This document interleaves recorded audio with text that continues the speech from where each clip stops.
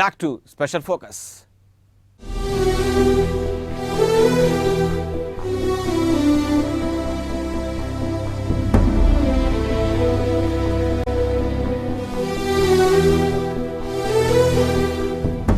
Helicopter కూలిన ఘటన యావత్ దేశాన్ని దిగ్భ్రాంతికి గురి చేసింది. జవాన్ల మృతికి దేశమంతా కన్నీరు పెట్టింది. వినాయకన్ కుటుంబీకులకు విషయం తెలియడంతో శోక సంద్రంలో మునిగిపోయింది ఆ కుటుంబం.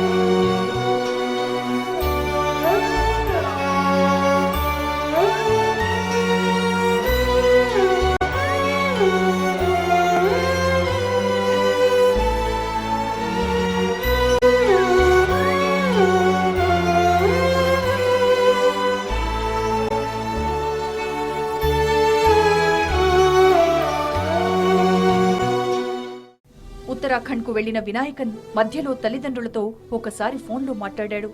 అవే ఆ నిరుపేద తల్లిదండ్రులకు చివరి మాటలయ్యాయి. తమ కొడుకు ఇక రాడన్న వార్తను జీర్ణించుకోలేకపోతున్నారు. కొడుకు చివరి మాటలు తలుచుకుంటూ కన్నీరు మున్నీరుగా విలపిస్తున్నారు. వారిని ఓదార్చడం ఎవరికీ సాధ్యం కాలేదు.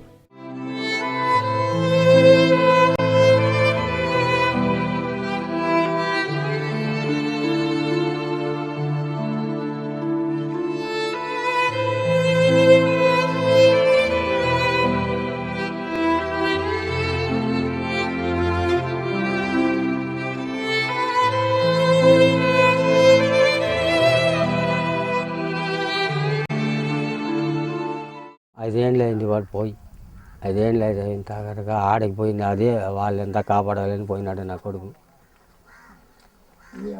ఆడ ఏమి జరిగిందో ఏమి కర్మో అది నాకు తెలియదు. అంతే, ఒకే కొడుకు, 2 కూతురు. నాకు ఒళ్ళు కూడా బాగలేదు, మాత్రలు తినేది. దేశం కోసం పోరాడి ప్రాణాలర్పించిన తమ కుటుంబాన్ని ఏ ఒక్క అధికారి నాయకుడు పలకరించిన పాపాన పోలేదని కంటతడి పెట్టుకున్నారు వినాయకన్ కుటుంబ సభ్యులు. కనీసం టీవీలో అయినా తమ వాడిని చూసుకుందామంటే కరెంటు కూడా లేదంటూ ఆవేదన వెళ్లగక్కారు.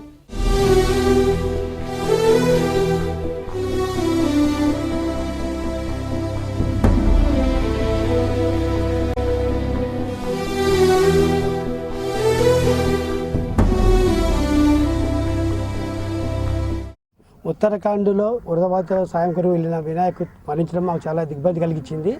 ఒక జిల్లా స్థాయి వెల్ఫేర్ ఆఫీసర్గా మన జవానుకు చేసిన వీర త్యాగాలకు మన ఆఫీస్ నుంచి పెన్షన్ కానీ వాళ్ళకి రావాల్సిన డబ్బులు బకాయిలు ఏదైనా కూడా అన్ని సకాలం తెప్పించేందుకు శాశ్వతంగా ప్రయత్నిస్తాము. వాళ్ళ కుటుంబానికి ఆదరుగా ఉంటాము. వినాయకన్ చనిపోయి 3 రోజులవుతున్నా తమకెలాంటి సమాచారం అందటం లేదని ఆరోపిస్తున్నారు అతని కుటుంబ సభ్యులు. కనీసం డెడ్ బాడీ ఎప్పుడు వస్తుందోనన్న ఇన్ఫర్మేషన్ కూడా ఇవ్వడం లేదని మండిపడుతున్నారు. నిరుపేదలైన వినాయకన్ తల్లిదండ్రుల్ని ప్రభుత్వమే అన్ని విధాలా ఆదుకోవాలని కోరుతున్నారు గ్రామస్తులు. దేశం కోసం పోరాడి అమరుడైన వినాయకన్ ఆత్మకు శాంతి కలగాలంటూ చిత్తూరు జిల్లా వాసులంతా ఘన నివాళులర్పించారు.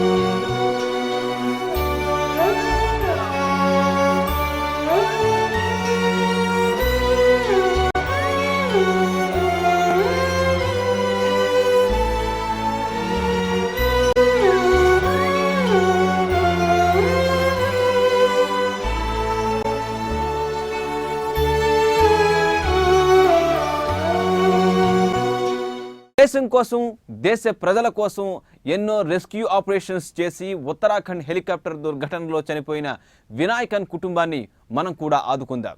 మన వంతు సాయం చేద్దాం. వినాయకన్ కుటుంబం కోసం ఐ న్యూస్ చేపడుతున్న డ్రైవ్లో మీరు కలిసి రండి. అతడి కుటుంబాన్ని ఆదుకోండి. జై జవాన్.